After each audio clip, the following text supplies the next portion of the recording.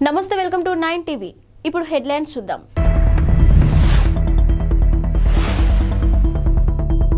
నేడు ఢిల్లీకి వెళ్తున్న రేవంత్ రెడ్డి ప్రధాని మోదీ అపాయింట్మెంట్ కోరిన సీఎం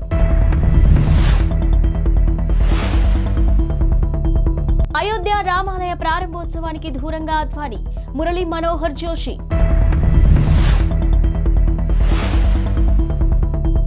మద్యం అమ్మకాలు వినియోగంలో తెలంగాణ టాప్ లీటర్లు తాగేస్తున్నారు. తెలంగాణ ముఖ్యమంత్రి రేవంత్ రెడ్డి ఈ రోజు ఢిల్లీకి వెళ్తున్నారు. తన పర్యటనలో భాగంగా పార్టీ ముఖ్య నేతలు మల్లికార్జున ఖర్గే, సోనియా గాంధీ, రాహుల్ గాంధీ, ప్రియాంక గాంధీలను కలవనున్నారు.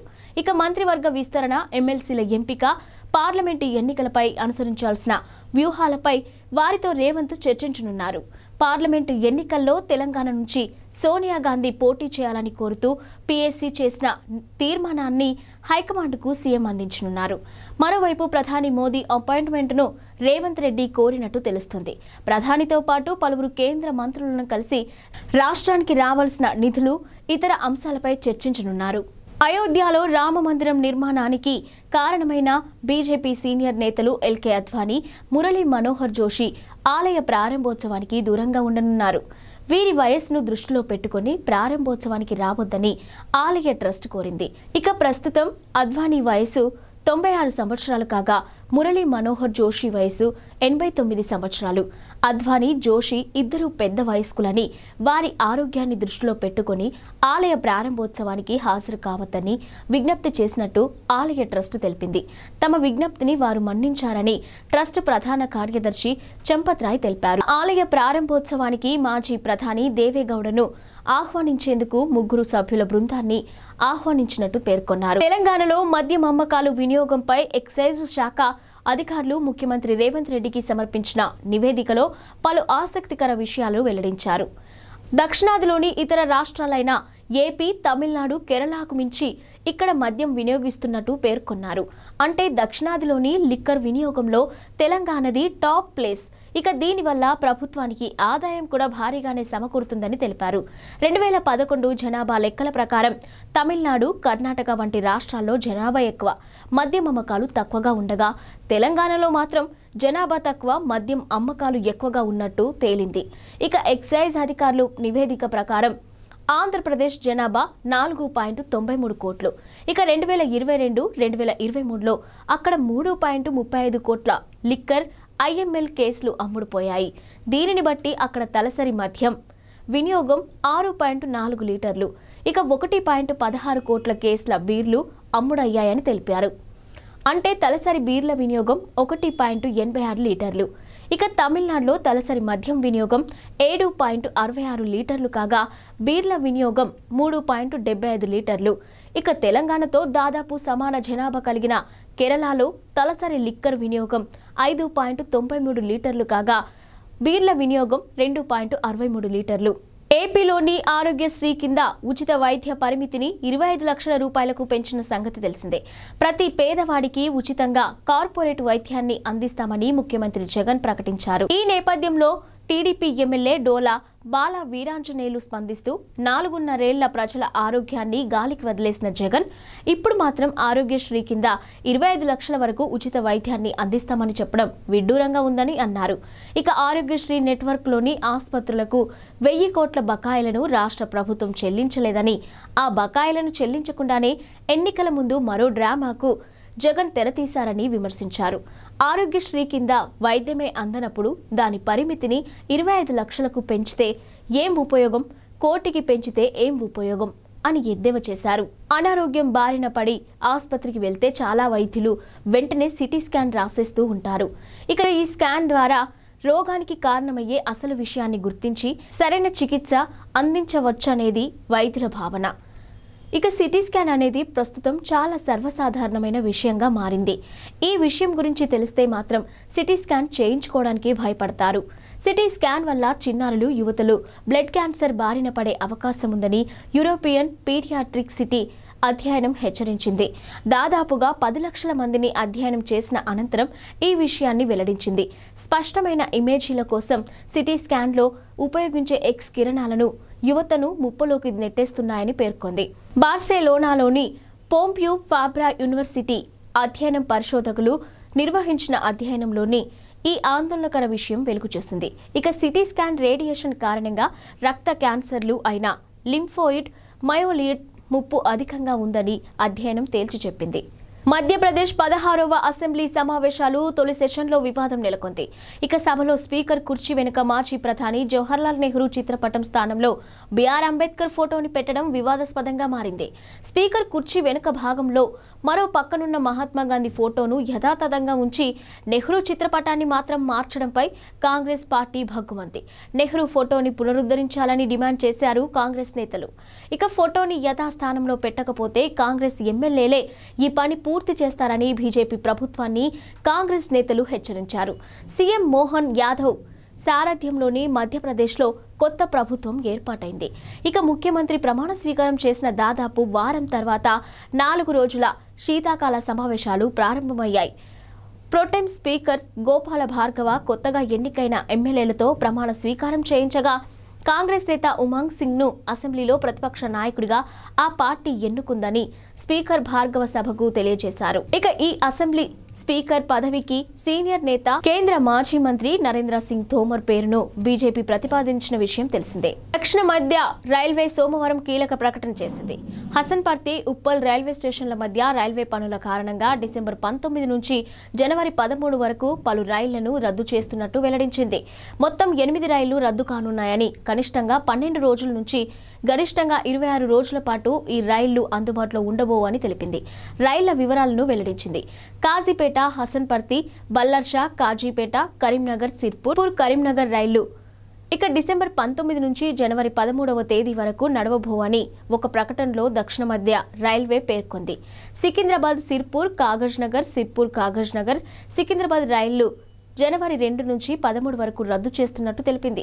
ఇక కరీంనగర్ బోధన్ రైలు డిసెంబర్ 19 నుంచి జనవరి 13 వరకు, బోధన్ కరీంనగర్ రైలు డిసెంబర్ 20 నుంచి జనవరి 24 వరకు రద్దు కానున్నట్లు వెల్లడించింది. చైనాలో సోమవారం రాత్రి భారీ భూకంపం నమోదైంది. వాయవ్య చైనాలోని గన్స్ ప్రావిన్స్లోని సంభవించిన ఈ భూకంప తీవ్రతను రిక్టర్ స్కేల్పై కొలవగా 5.9గా రికార్డైంది. తీవ్ర భూకంపం ధాటికి 111 మంది మృతి చెందగా వందలాది మంది గాయపడ్డారని చైనా అధికారిక మీడియా సీసీటీవీ వెల్లడించింది. ఇక పెద్ద సంఖ్యలో భవనాలు కూలిపోవడంతో రెస్క్యూ సిబ్బంది శిథిలాలలో తొలగిస్తున్నారు. మంగళవారం ఉదయం నుంచే సహాయక చర్యలు మొదలయ్యాయని వివరించింది. గన్స్ ప్రావిన్స్లో భూకంప తీవ్రత ఎక్కువగా ఉందని, ఇక్కడ సుమారు 100 మందికి పైగా మరణించినట్లు ప్రాంతీయ భూకంప సహాయ కేంద్రం వెల్లడించినట్టు పేర్కొంది. ఇక పొరుగునే ఉన్న కింగ్ హైవే ప్రావిన్స్లోని హైడాంగ్ నగరంలో భూకంప ధాటికి 11 మంది మృత్యువాత పడ్డారు. 100కు మందికి పైగా గాయాలయ్యాయి. ఇక ఈ భూకంపం కారణంగా పెద్ద సంఖ్యలో ఇళ్లు కూలిపోయాయని, గణనీయమైన ప్రాణ ఆస్తి నష్టం వాటిల్లిందని చైనా వార్తా సంస్థ జిన్హువా తెలిపింది. ప్రాణాలు దక్కించుకునేందుకు ప్రజలు వీధుల్లోకి పరుగు తీశారని ప్రస్తావించింది. కాగా ఈ ప్రకృతి విపత్తుపై చైనా అధ్యక్షుడు జిన్పింగ్ స్పందించారు. భూకంప ప్రాంతాల్లో అన్ని విధాల సహాయక చర్యలు అందించాలని అధికారులను ఆదేశించారు. కబ్జా ఆరోపణలు ఎదుర్కొంటున్న మాజీ మంత్రి బీఆర్ఎస్ సీనియర్ నేత మల్లారెడ్డి తెలంగాణ హైకోర్టును ఆశ్రయించారు. మేడ్చల్ జిల్లా షామీర్పేట పోలీసులు తనపై నమోదు చేసిన కేసు అక్రమమని, దీనిని కొట్టివేయాలంటూ ఆయన పిటిషన్ వేశారు. ఇక జస్టిస్ సురేందర్ ముందుకు ఈ పిటిషన్ రాజకీయ నాయకుల కేసులను విచారించే బెంచ్ ముందుకు ఈ పిటిషన్ను తీసుకెళ్లాలంటూ రిజిస్ట్రీని జడ్జి ఆదేశించింది. ఇక కేసు విచారణ వాయిదా వేశారు. కాగా మేడ్చల్ మండలం మూడుచింతలపల్లి మండల కేశవాపురం గ్రామంలోని భూములను కబ్జా చేశారంటూ మాజీ మంత్రి బీఆర్ఎస్ సీనియర్ నేత మల్లారెడ్డిపై కొంతకాలంగా ఆరోపణలు వ్యక్తమవుతున్నాయి. ఇక ఇటీవల ఫిర్యాదు అందడంతో పోలీసులు కేసు నమోదు చేశారు. అయితే ఇది అక్రమ కేసు అని మల్లారెడ్డి చెప్తున్నారు. తెలుగుదేశం పార్టీ జాతీయ ప్రధాన కార్యదర్శి నారా లోకేష్ చేపట్టిన యువగళం పాదయాత్ర నేటితో ముగిసింది. ఇక చివరి రోజున లోకేష్ గ్రేటర్ విశాఖ పరిధిలోని పాదయాత్ర చేశారు. పాదయాత్ర ముగింపు సందర్భంగా టీడీపీ శ్రేణులతో పాటు మిత్రపక్షమైన జనసేన శ్రేణులు కూడా విశాఖకు భారీగా తరలివచ్చాయి. కుటుంబ సభ్యులు, వేలాది మంది కార్యకర్తలు, అభిమానుల వెంటరాగా భారీ ర్యాలీగా గాజువాక, శివాజీనగర్ తరలి వెళ్లారు. ఇక నారా లోకేష్ అక్కడ పైలాన్ను ఆవిష్కరించారు. గతంలో చంద్రబాబు నాయుడు చేపట్టిన వస్తున్నా మీకోసం పాదయాత్ర ఎక్కడైతే ముగించారో ఈ ఉదయం CWC 1 నుంచి ప్రారంభమైన పాదయాత్ర కార్యకర్తలు, అభిమానుల కోలాహలం నడుమ ఉత్సాహంగా సాగింది. 226వ రోజు పాదయాత్రలో లోకేష్తో కలిసి తల్లి నారా భువనేశ్వరి కూడా అత్త నందమూరి వసుంధరాదేవి ఇతర కుటుంబ సభ్యులు అడుగులు వేశారు. ముగింపు కార్యక్రమంలో తల్లి నారా భువనేశ్వరి, నందమూరి వసుంధరాదేవి, టీడీపీ రాష్ట్ర అధ్యక్షుడు అచ్చెన్నాయుడు, మాజీ అధ్యక్షుడు కిమిడి కళా వెంకట్రావు, ఉభయ గోదావరి జిల్లాల సమన్వయకర్త ప్రత్తిపాటి పుల్లారావు భరత్, మాజీ మంత్రులు కొల్లు రవీంద్ర, అమర్నాథ్ రెడ్డి, టీడీ జనార్దన్, వంగలపూడి అనిత, ఎమ్మెల్యే వెలగపూడి రామకృష్ణ తదితరులు పాల్గొని విజయవంతం చేశారు. హైదరాబాద్ లో భారీగా డ్రగ్స్ ను స్వాధీనం చేసుకున్నారు ఎస్ఆర్ నగర్ పోలీస్ స్టేషన్ పరిధిలోని టీఎస్ న్యాబ్ అధికారులు. ఇక భారీ మొత్తంలో డ్రగ్స్ ను పట్టుకున్నారు. ఓ అపార్ట్మెంట్ లో నిర్వహించిన పుట్టినరోజు వేడుకల సందర్భంగా ఇవి దొరికాయి. గోవా నుంచి డ్రగ్స్ తెప్పించి వీరు పార్టీ చేసుకుంటుండగా సమాచారం అందుకున్న ఎస్ఆర్ నగర్ పోలీసులు, టీఎస్ న్యాబ్ అధికారులు సంయుక్తంగా ఈ అపార్ట్మెంట్ పై దాడి చేశారు. మొత్తం 12 మందిని అదుపులోకి తీసుకున్నారు. 60 డ్రగ్స్ మాత్రలను స్వాధీనం చేసుకున్నారు. పట్టుబడిన వారిలో ఐటీ ఉద్యోగులు, ఇంజనీరింగ్ విద్యార్థులు ఉన్నారని సమాచారం. వీరిని నెల్లూరు వాస్తవులుగా గుర్తించారు. ఇటీవల ఏపీ సీఎం జగన్ రాష్ట్రంలో 11 నియోజకవర్గాలకు ఇన్ఛార్జీలను మార్చిన సంగతి తెలిసిందే. పలువురు మంత్రులు కూడా ఈసారి ఇతర నియోజకవర్గాల నుంచి పోటీ చేయాల్సిన పరిస్థితి ఉందని సీఎం నిర్ణయంతో స్పష్టమైంది. దీనిపై ఏపీ మంత్రి రోజా స్పందించారు. ప్రజల్లో ఉంటూ కష్టపడి పనిచేసిన వారికి సొంత నియోజకవర్గం సీట్లు ఎక్కడికి పోవని, వారి సీట్లు వారికే ఉంటాయని అన్నారు. మంత్రుల విషయానికొస్తే తమ నియోజకవర్గంలోని బలంగా ఉంటారు కాబట్టి ఒకవేళ వారిని ఇతర నియోజకవర్గానికి మార్చినా ఆ 2 నియోజకవర్గాల్లో గెలిపించే బాధ్యత ఆ మంత్రులకు అప్పగించడం అనేది అందరికీ తెలిసిందేనని వివరించారు.